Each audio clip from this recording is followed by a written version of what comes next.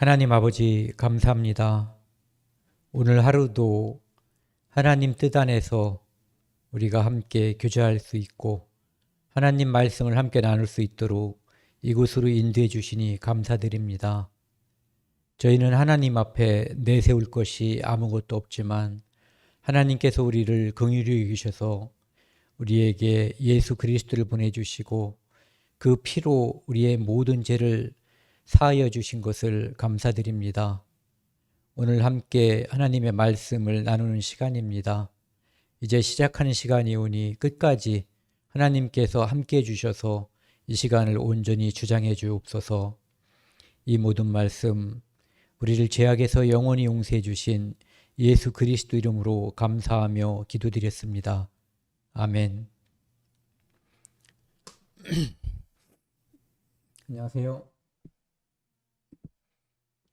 오늘은 조직신학 이제 신론이라고 하는 하나님에 관한 교리인데요. 이것이 이제 오늘로써 신론을 마치고 이제 다음 주부터는 인간론, 인재론에 대해서 하게 됐습니다. 오늘은 신론에 대한 마지막 부분입니다. 여기 있는 것처럼 이제 신론, 하나님에 대해서 하나님은 어떤 분이시고 어떤 속성을 가지셨고 그분의 명칭은 무엇이고 그분의 성품은 어떤 것들이 있는지, 그리고 그분의 우리가 불가사의에서 정확히 이해할 수 없지만 믿어지는 삼위일체에 대해서, 그리고 하나님의 작정에 대해서 이제 1편, 2편을 같이 나누었고요. 지난 시간에는 하나님이 창조주 하나님에 대해서, 그리고 오늘은 하나님의 섭리에 대해서 함께 나누는 시간을 갖도록 하겠습니다. 섭리라고 하는 말은 일상적으로 잘 사용하지 않는 말이에요. 그래서 무슨 뜻인지 쓰면서 무슨 그것을 이렇게 우리말로 무엇이라고 풀을 수가 있는지 말해보라고 하면은 말하기 어려운 이제 단어 중에 하나가 이제 섭리라고 하는 겁니다. 그래서 섭리의 이제 정의를 먼저 말씀드리면은 이 섭리가 한자로 이루어진 단어인데요. 이 섭자라고 하는 것은 이 다스리다, 잡다, 가지다 이런 의미를 가지고 있는데, 이제 이 다스리다는 의미가 오늘 이 주제와 관련돼서는 가장 큰 비중이 있는 것 같습니다. 그 다음에 리자는 우리가 흔히 이제 이치리자라고 하는데, 여기서도 보면은 다스리다는 의미 또는 다스려지다. 그러니까 하느님의 입장에서 보면은 우리를 다스리는 거고, 우리의 피조물의 입장에서 보면은 다스려지는 그 두 가지 의미를 다 가지고 있는 것이 이제 이자입니다. 리로 발음되죠. 그래서 사전적인 의미를 보면은 이게 제일 먼저 나오는 게 전 좀 이해가 안 가더라고요. 아프거나 병에 걸린 몸을 잘 조리함. 이제 이게 섭리라는 말도 쓰는데 흔히 이제 섭생이라는 말을 쓰는 그것과 같은 의미로 우리가 흔히 쓰지 않는 단어지만 이것이 일본어로 나와 있어요. 그 다음에 대신하여 처리하고 다스림 이런 의미를 가지고 있고요. 그 다음에 세 번째는 자연계를 지배하고 있는 원리와 법칙. 여기서부터 이제 좀 약간 의미가 와닿죠. 그 다음에 네 번째는 기독교 세상과 우주 만물을 다스리는 하나님의 통치. 이렇게 이제 나와 있어요. 그래서 이 섭리라고 하는 것은 근본적으로 보면은 우리가 지난번에 두 번에 걸쳐서 다루었던 하나님의 작정에 원래는 이제 포함되는 개념인 거예요. 그런데 이것을 하나님께서 작정이라고 하는 의미는 하나님이 계획하신다 또는 기획하신다는 측면에 이제 의미를 많이 두는 거죠. 그런데 하나님은 계획하시고 기획하시면 그것이 동시에 그분은 전지전능하신 분이고 완전하신 분이기 때문에 이미 이루어진 것까지 완료된 거거든요. 그런데 우리 사람의 눈으로 보면은 하나님의 작정과, 그러니까 기획과 계획과 여기 나와 있는 섭리, 이것은 이 하나님의 작정하신 것이 실천되고 실현되는 그런 측면을 강조하는 부분이거든요. 그러니까 시간의 흐름 속에서 이루어지는 것을 바라보는 거죠. 그래서 큰 틀에서는 작정에 속해 있지만 이제 별도로 섭리라고 하는 부분을 다루고 있다. 이렇게 생각을 하시면 되겠습니다. 이 국어 사전에서 보면은 섭리라고 하는 말과 비슷한 말이 이제 여러 가지가 나와 있는데요. 반대말이 없어요. 대부분의 어떤 단어를 찾아보면은 이제 반대말이라는 게 나와 있거든요. 또는 이제 좀 달리 쓰이는 말들. 그러니까 뜻을 반대의 의미를 가지고 있는 것들. 그런데 이제 비슷한 말들로서는 여기도 나와 있죠. 몸조리. 그러니까 섭리, 섭생 이런 의미를 가지고 있는 거예요. 법칙. 하나님의 섭리, 하나님의 법칙. 이것은 자연스럽죠. 우리가 쓰는 말로서 하나님의 원리, 이치 이런 말들이 우리가 약간 바꾸거나 이렇게 해서 대신 써도 크게 다르지 않은 그런 의미들로 살펴볼 수가 있습니다. 이제 본격적으로요. 섭리의 정의, 사전적인 정리가 아니라 이제 그 신학자들이 섭리를 무엇으로 정의하는가를 살펴보겠습니다. 여기 보시면은 하나님께서 모든 피조물을 보존하시며 이분이 창조하신 분인데 창조한 것을 그냥 내버려 두는 것이 아니라 보존하신다는 얘기예요. 보존하시며 세계에서 일어나는 모든 일에 행동하시고 그러니까 이 땅에서 이루어지는 모든 일들이 저절로 우연히 이루어지는 것이 없이 하나님께서 관리하시고 통치하시고 주관하시는 상태에서 벌어지는 일이라는 거죠. 만물을 그 정해진 목적으로 인도하시는 사역, 이것을 섭리라고 정의하고 있어요. 그러니까 하나님께서 창조하신 그것을 창조하신 목적이 달성되게끔 지금도 통치하신다. 이렇게 생각을 하면 되죠. 그 다음에 지혜와 사랑으로 우주에서 발생하는 모든 일을 돌보고 이끄시는 하나님의 통치 행위를 우리는 섭리라고 한다. 그러니까 우리가 이 말을 따라할 필요는 없지만 대략 이것이 어떤 의미인지 생각해 볼 수 있는 이제 그런 시간을 갖는 거죠. 그러니까 아까도 말씀드린 것처럼 작정이라고 하는 것이 계획과 기획의 의미가 강하다면 섭리라고 하는 것은 실천 또는 실현의 의미를 더 많이 가지고 있다라고 이제 생각을 할 수가 있는 거예요. 또 다른 정의를 보면은요, 하나님이 모든 일들을 완전하게 다스리심, 그러니까 통치하신다는 얘기예요. 그러니까 창조 목적에 어긋나지 않게끔 다스리는데 그것을 이렇게 설명을 하고 있어요. 하나님은 만유를 다스리시며 시편 103편 19절에는 있는 것처럼 하나님께서 그 보좌를 하늘에서 이제 세우시고 그 정권으로 만유를 통치하신다. 여기서 이제 따온 말씀이죠. 그리고 물리적인 세상을 다스리신다. 하나님께서는 악인과 선인에게 해와 비를 똑같이 주신다는 거거든요. 그러니까 지금도 하나님께서 방치하고 어떤 경우에는 하나님께서 방치한다라고 방치하셨다라고 주장하는 사람들도 있어요.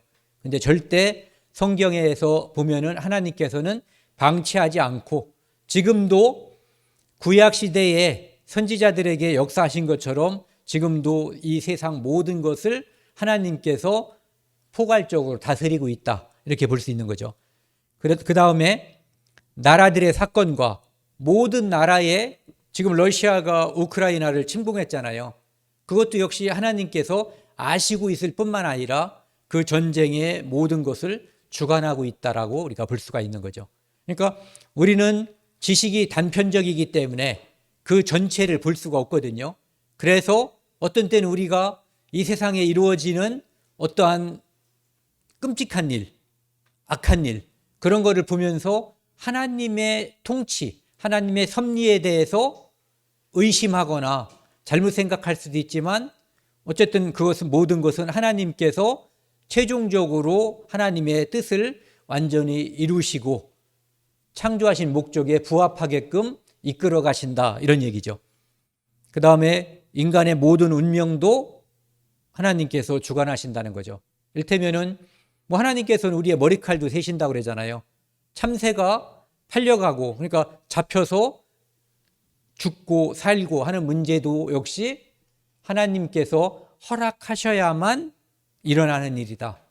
그러니까 우리 인간사, 특히 구원받은 사람에게 있어서 어떤 일이 벌어지는 것들, 또는 국가, 민족 이런 데 벌어지는 일이야 당연히 하나님께서 다스리는 그런 일 중에 이제 어떤 부분이라고 볼 수가 있는 거죠.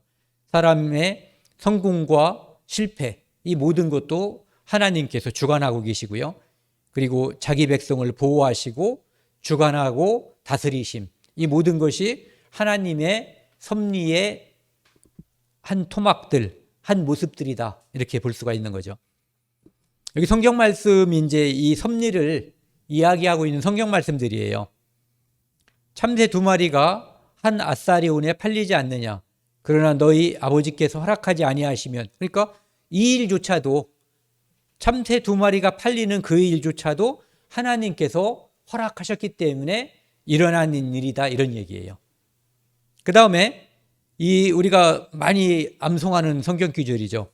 사람이 마음으로 자기 길을 계획할지라도 그의 걸음을 인도하시는 이는 여호와시니라. 즉 내가 잔머리를 굴리든 노력을 하든 그거에 관계없이, 또는 관계 있게 하나님께서는 그 모든 것을 결국은 주장하시고 결정하시고 이루시는 최종적인 의사결정은 하나님이 하신다, 이런 얘기예요.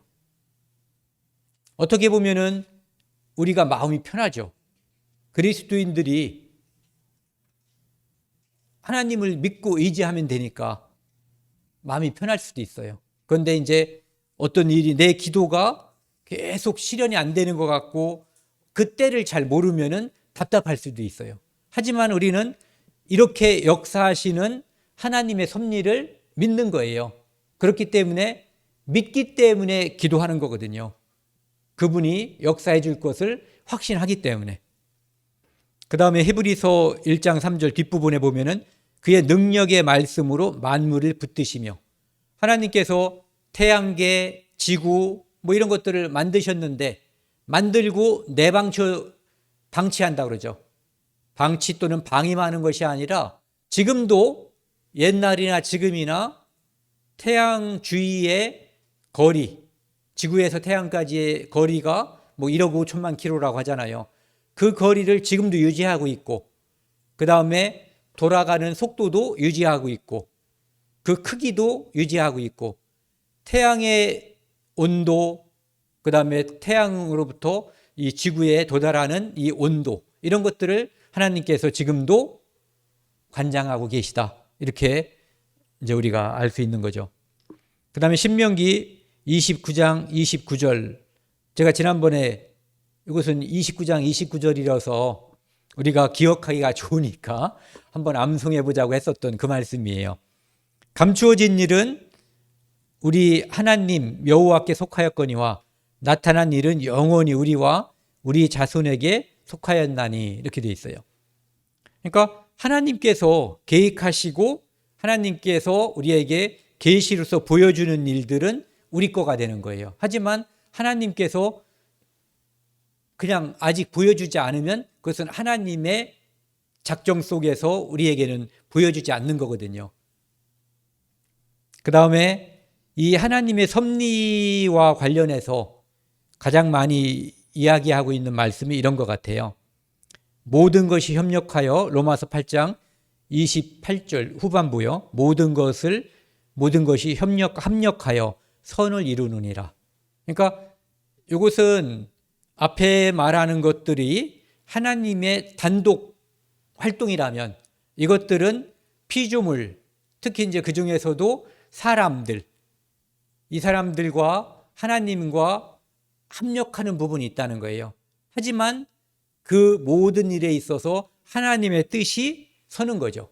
그러니까 인간은 자기 생각을 가지고 뭔가를 추구하고 노력하고 기도하지만 하나님께서 원하시는 그 일과 우리가 원하는 그 일이 그것이 인간의 악행이든 또는 인간의 선행이든 관계없이 결국은 하나님의 뜻 안에서 이루어진다, 관철된다, 이런 얘기죠. 이제 그 예로다가 이제 많이 드는 것이 요셉이 애굽에 팔려갔을 때 나중에 그 형들을 용서하면서 나를 여기에 오게 한 것은 형들이 나를 팔아먹은 것이 아니라 하나님이 우리 가족, 우리 족속을 구원하기 위해서 먼저 나를 보내셨다라고 하는 이제 그 이야기가 많이 이루어지고 있죠. 그래서 모든 것이 합력하여 선을 이룬다. 그리고 이제 이 섭리라고 하는 것에 이제 세 가지 요소가 있는데 그 세 가지 요소 중에 첫 번째가 이제 보존이라는 게 있어요. 제가 이 공부를 하면서 여기 보존이 있고요. 그 다음에 협력, 그 다음에 통치라고 하는 게 있는데 이렇게 과연 이것을 이렇게 명백하게 이것은 보존이고 이것은 뭐라 그랬죠? 두 번째가 협력, 그 다음에 통치, 이렇게 구분할 수가 있는가라는 생각이 좀 들었어요. 그래서 그렇게 이제 그 교리를 만드는 분들이 나눴지만 그것을 꼭 그렇게만 생각할 필요는 없을 것 같아요. 어쨌든 하나님께서 주관하신다. 그분이 모든 것을 지금도 관장하고 있다. 이렇게 이제 생각을 하면 좋을 것 같아요. 이 보존이라고 하는 것은 의미가 하나님께서 창조하신 존재들에게, 그러니까 이것은 우리가 자연이라고 하는 피조물일 수도 있고 또는 사람과 천사와 같은 영적인 존재일 수도 있어요. 근데 그가 하나님께서 부여하신 특성과 능력을 유지하는 계속적인 사역. 만약에 하나님께서 사람을 만들었는데 시간이 변함에 따라서 사람이 원숭이가 돼버린다. 그럼 이상하잖아요. 하나님께서 원래 사람을 만든 목적과 부합되지가 않으니까. 그런데 하나님께서는 그 창조하신 존재들에게 부여하신 특성, 능력, 이것을 계속 유지해주는 그 사역을 하고 있다는 얘기예요. 그렇기 때문에, 그러니까 우리 눈에는 그것이 보이지 않지만 하나님께서 그 힘을 가하고 있는 거예요. 하나님의 의지가, 하나님의 통치가 들어가고 있는 거죠. 이를테면은 지난번에도 제가 이제 그런 예를 보여드렸지만 제가 여기서 이것을 볼펜을 이렇게 떨어뜨리면은 저절로 떨어지거든요. 그런데 이게 떨어지지 않게 하려면은 뭔가 여기에 힘이 들어가야지 되는 거예요. 위에서 매달아 놓는다든지 양쪽에서 균형을 맞춰서 당긴다든지 여기서 받친다든지 뭔가 힘이 여기에 들어가야만 이것이 그 자리에 있는 거죠. 그것처럼 지금도 태양계가 또는 우리가 이렇게 숨쉬고 사는 이 지구가 또는 내가 이렇게 살 수 있는 것, 그것은 하나님께서 우리를 보존하시려고 하는 의지가 있기 때문에 그렇다는 거죠. 내가 군불 아시죠? 이제 시골에서 살다 보니까 제가 갑자기 떠오른 예가 군불인데 아궁이에다 군불을 떼지 않고 온돌이 따뜻하길 바라는 것은 있을 수가 없는 거잖아요. 그것처럼 이 지구가 늘 그렇게 돌아가고 이 지구의 햇볕이 그렇게 늘 그만큼 쪼인다고 하는 것은 하나님께서 그렇게 되도록 지금도 역사하고 있다. 이것을 우리가 알 수가 있는 거죠. 이제 그 보존에 관한 성경 말씀이 아까 봤었던 참새 이야기하고 머리카락 이야기가 있고요.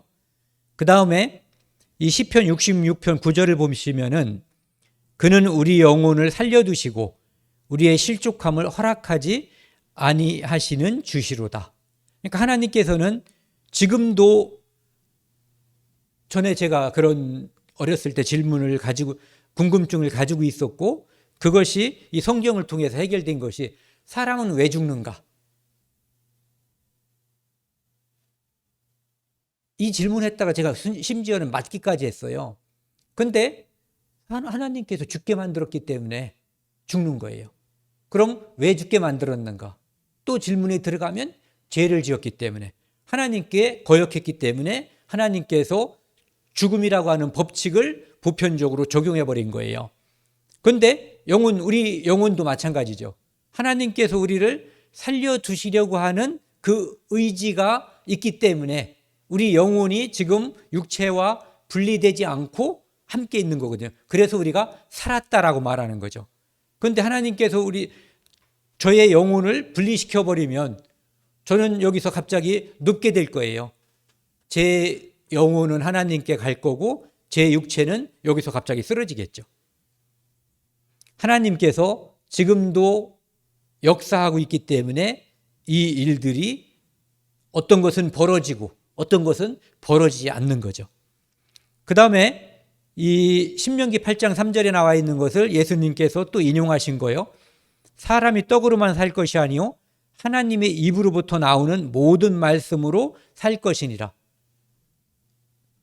사람은 음식을 먹고도 살지만 하나님께서 입으로 나오는 말씀, 그 말씀에 의해서 만나가 주어진 거거든요, 실상은. 그렇기 때문에 사람들은 눈에 보이는 음식에만 집착을 하지만 실제는 그 음식들, 그 당시에는 만나였고 지금은 우리 몸으로 들어가는 많은 음식이 있는데 그 많은 음식들조차도 하나님께서 우리 생명을 보존하시고 또는 어떤 식물들을 씨를 심고 온도와 수분과 양분이 적당해지면 그것이 잘 자랄 수가 있는 환경에 의해서 우리에게 음식이 주어지는 거죠. 그리고 그 말씀에 의해서 우주와 만물의 모든 것의 창조와 법칙들이 이루어지고 있다. 이렇게 우리가 알 수가 있는 거죠. 그 다음에 두 번째는 협력인데요. 아까 한번 말씀드렸었죠. 그 가장 많이 인용하는 것이 요셉 이야기라고요. 자연이나 인간 의지와 같은 종속적인 능력에 하나님의 능력이 합력하시오. 그러니까 주는 하나님의 능력이에요. 그런데 어떤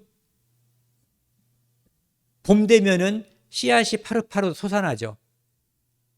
그런데 이렇게 솟아나게 해준 분도 하나님이시지만 만약에 우리가 그것이 자연 상태가 아니라 우리가 농부로서 그것을 가꾼다고 생각해 본다면 농부가 이 식물을 가꾸어서 싹이 잘 나게 하고 풍성한 수확을 기대하면서 뭐 기도도 할 수 있고 비료도 주고 이렇게 하는 잡초도 뽑아주는 그런 행위들, 그것과 하나님께서 햇빛을 내리고 비를 내리고 하는 이런 것들이 합력해서 그들의 일을 정확하게 이루게 하는 하나님의 사역. 그러니까 사람은 교만해지면 내가 했다라고 생각할 수 있는 거예요. 내가 기도했는데 이루어졌어요. 초월적으로 역사하는 하나님의 능력을 보지 않는 사람이면, 보지 않는 사람이 기도도 안 하겠지만 기도한 사람 중에서도 지가 했다라고 말하는 것도 저도 좀 들어봤어요. 농부도 마찬가지죠. 농부는 더욱 하나님을 믿지 않는다면 그럴 수가 있죠. 이것은 내가 가꾼 거야. 하나님께서 협조하지 않으시면, 하나님께서 주관하지 않으셨다면 그런 일은 벌어지지가 않는 거예요. 그래서 이와 같은 것들을 이제 협력이다, 이렇게 말을 하는 거죠. 그래서 좀 전에 말씀드린 것처럼 창세기 45장 7절에 보시면은 하나님이 큰 구원으로 당신들 형들의 생명을 보존하고, 가족이라고 해야 되겠네요. 생명을 보존하고 당신들의 후손을 세상에 두시라고 나를 당신들보다 먼저 보내셨나니. 그러니까 그 형들이 두려움에 떨었죠. 그러니까 이제 요셉이 형들을 안심시키면서 한 얘기예요.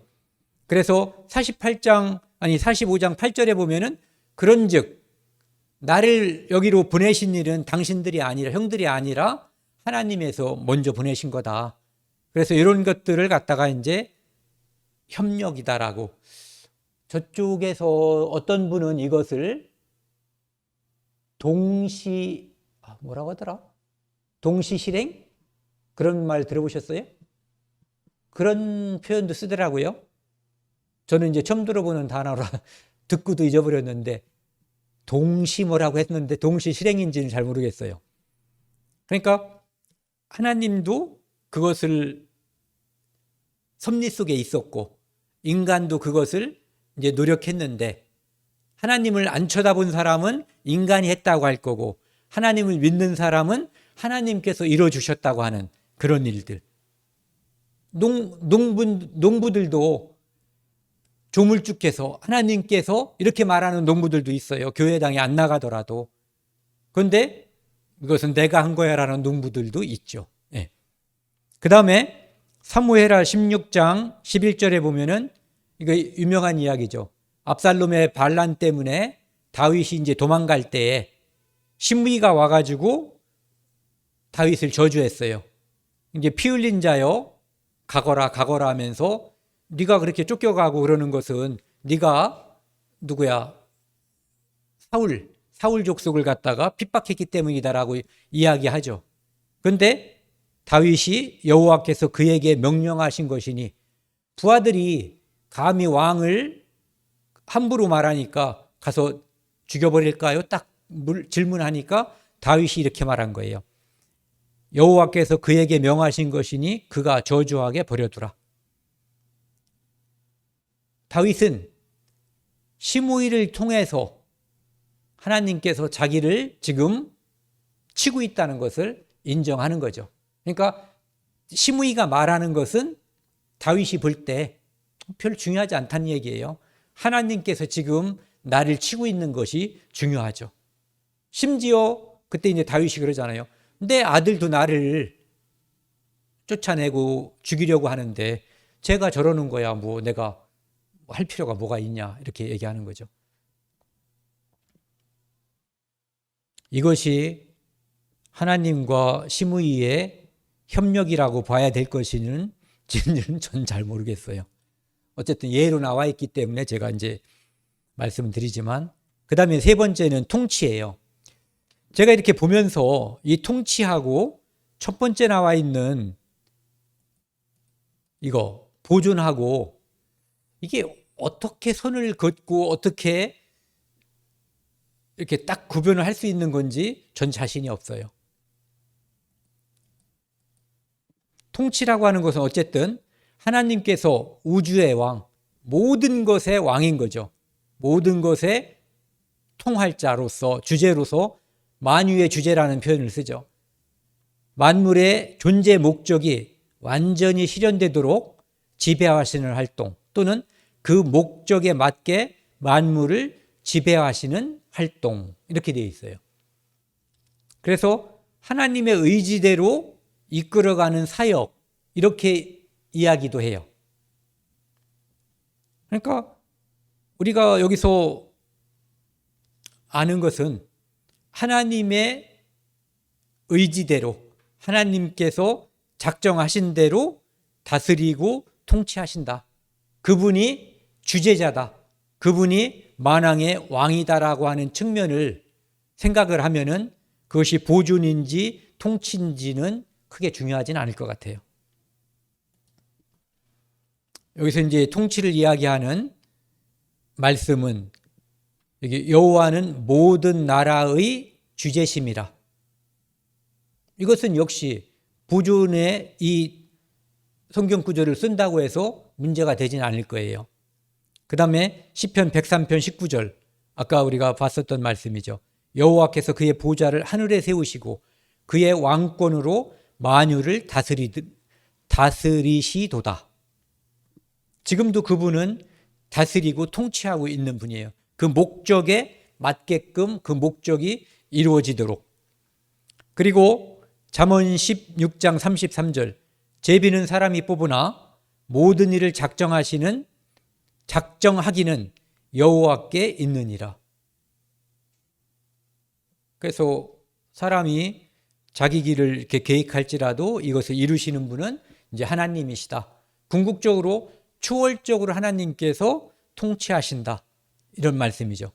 그러니까 그 사탄이 유다를 유혹해서 유다에게 예수님을 파는 그 마음을 넣어줬죠. 그리고 그 유다는 예수님을 은을 받고 팔아넘겼어요. 하지만 그것을 통해서 하나님께서는 무엇을 이루었냐면은 우리의 구원 사업을 완전하게 이루었거든요. 이 협력이라는 측면에서 이 말씀을 활용하시는 분도 있더라고요. 하지만 통치라고 하는 측면에서 봐도 하나님께서 마귀와 유다의 위에서 그들의 악한 행동을 선하게 바꾸셔서 우리의 구원 사역을 완성하신 거예요. 그런 말 성경 얘기하는 시간이지만 그 손오공이 부처님 손바닥에 있다는 그런 이야기인 거죠. 한마디로 말씀드려서. 그 다음에 빌립보서 2장 13절 말씀에도요. 너희 안에서 행하시는 이는 하나님이시니. 그러니까 우리가 구원받은 우리가 무언가를 하고 무언가를 안 하고 취사 선택할 수 있지만 하지만 우리 안에서 그 마음을 주시고 우리 구원받은 사람들을 끝까지 이렇게 이끌어 가시는 분은 하나님이시다. 이런 의미를 가지고 있는 거예요. 그리고 이제 세 번째는 섭리의 종류가 나와 있는데 아까 섭리의 요소는 세 가지가 있고요. 보존, 협력, 통치. 그다음에 여기는 이제 섭리의 종류인데 그 중에서도 이제 섭리의 대상은 이제 이 두 가지를 이야기하고 있어요. 일반 섭리하고 특별 섭리. 일반 섭리라고 하는 것은 우주 만물을 하나님께서 전체를 관리하시는 것. 그러니까 어떻게 보면은 우리가 뭐라 그러죠?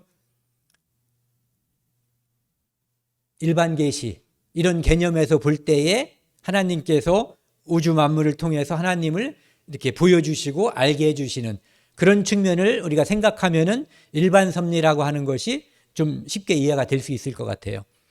그 다음에 특별 섭리라고 하는 것은 특수 분야, 일반과 이제 좀 상대되는 개념이죠. 특수 분야에 대한 돌보심으로 하나님의 자녀들에게 대한 섭리가 중심이 된다.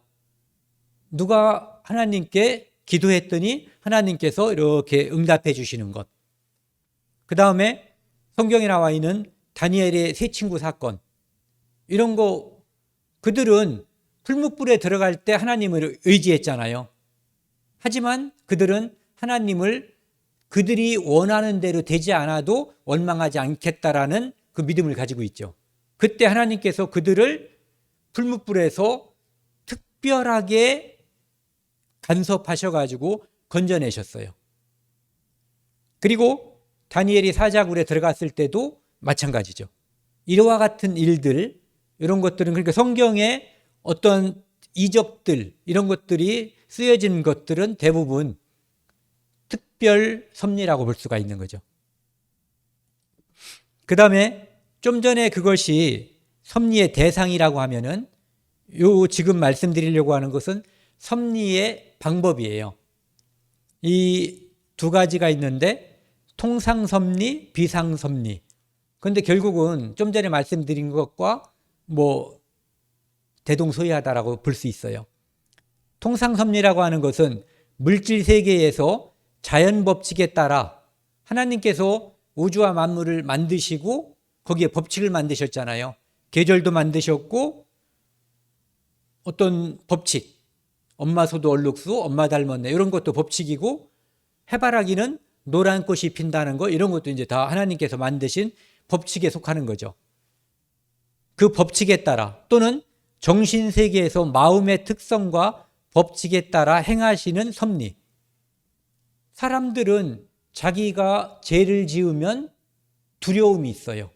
그리고 숨으려고 해요. 이런 것들도 보면은 정신과 마음에서의 특성과 법칙이라고 볼 수가 있죠. 그리고 자기 죄를 숨기려고 하는 경향도 사람들이 가지고 있는 특성과 법칙이라고 볼 수 있어요. 그러니까 이런 것들이 일반 통상, 그러니까 아까 말씀드린 것으로 따지면 일반이란 말을 넣어도 크게 다르지 않은 거예요. 그 다음에 이 비상섭리는 특별이란 말을 넣어도 별로 틀리지 않은 거죠.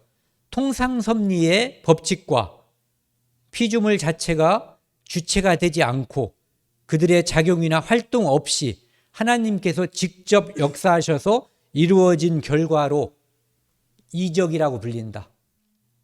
그러니까 그냥 이것은 다른 거 다 앞에 거는 다 빼놓고 기적, 이적 이것을 비상섭리라고 한다. 이렇게 알고 있으면 좋을 것 같아요. 그러니까 죽은 자를 살리시는 거, 하나님께서 히스기야에게 보여주었던 해 그림자가 뒤로 10도를 가게 한다든지 아모리 족속과 여호수아가 싸울 때 거의 종일토록 해와 달이 허공에 머물게 해주신 것, 이런 것들이 이제 비상섭리 중에 어떤 한 예라고 볼 수가 있죠. 그리고 아까 우리가 예를 들었던 다니엘의 그 친구 사건 또는 다니엘 사건, 그 사자 사건, 사자 우리에 들어갔던 사건들, 이런 것들도 역시 이제 비상섭리 중에 하나라고 볼 수 있을 것 같아요. 저는 이 하나님의 섭리를 이제 공부하면서 준비하면서 들었던 생각이, 이 내용을 공부하는 것보다 차라리 그 창세기에서 그 요셉 사건, 요셉이 팔려가고 그 민족을 구원하는 사건, 이것을 쭉 읽으면 하나님께서 초월적으로 역사하시는 하나님의 섭리에 대해서 우리가 그 무엇보다도 잘 이해하고 알 수 있을 것이다. 또 한 가지는 룻기를 읽어봐도 하나님의 섭리에 대해서 많은 부분에서 우리가 이해하거나 감동을 받을 수가 있을 것이다. 그 다음에 에스더, 실제로 저는 이걸 보면서 에스더도 이제 또 한 번 읽어봤는데, 에스더를 읽을 때도 큰 감동이 있었어요. 필요할 때 하나님께서 그 복선이라고 하죠. 미리 복선을 딱 깔았다가 그것에 맞춰서 하나님께서 더 큰 하나님의 섭리를 보여주시는 장면들이 끝까지 쭉 이어지거든요. 그래서 지금 말씀드린 그런 것들을 다 읽으시면 좋고, 만약에 시간이 없으시면 에스더라도 몇 번 읽어보시면 큰 감동이 있을 거라고, 그리고 섭리에 대해서 더 잘 이해하고 알 수 있을 거라는 생각을 듭니다. 그래서 섭리라고 하는 것은 결국은 창조주 하나님께서 지금도 통치하고 영원히, 앞으로도 영원히 다스리실 것이다. 이것이 이제 하나님의 섭리다라고 생각을 합니다. 오늘은 이제 여기까지 마치고요. 아까 말씀드린 것처럼 다음 주에는 그 신론, 하나님에 대해서 마치고 인간론, 인간이 죄인이라는 인재론에 대해서 이제 같이 나누는 시간을 갖도록 하겠습니다. 다음 주에는 12과 인간의 구조에 대해서 함께 하겠습니다. 함께 기도하시겠습니다. 하나님 아버지, 감사합니다.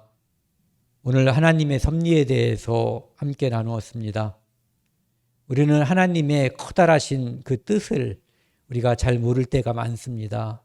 하지만 무엇보다 우리는 하나님께 감사하고 하나님께서 우리를 사랑하시는 분임을 알기 때문에 그 모든 것을 생각할 때 하나님께서 우리를 구원자이시고 우리의 창조자이시고 우리를 사랑하시는 분이라는 큰 뜻 안에서 하나님을 생각합니다. 그리고 그것으로 말미암아 하나님께 대한 감사함을 늘 가지고 살고 있습니다. 아직 우리 주변에 구원받지 못한 사람들이 많이 있습니다. 그것을 위해서 5월 13일부터 하나님의 말씀을 전파하는 기회를 갖습니다. 이번에 많은 사람들이 하나님의 말씀을 듣고 구원을 얻을 수 있도록 역사해 주십시오. 이 모든 말씀 우리를 사랑하시는 예수 그리스도 이름으로 감사하며 기도드렸습니다. 아멘.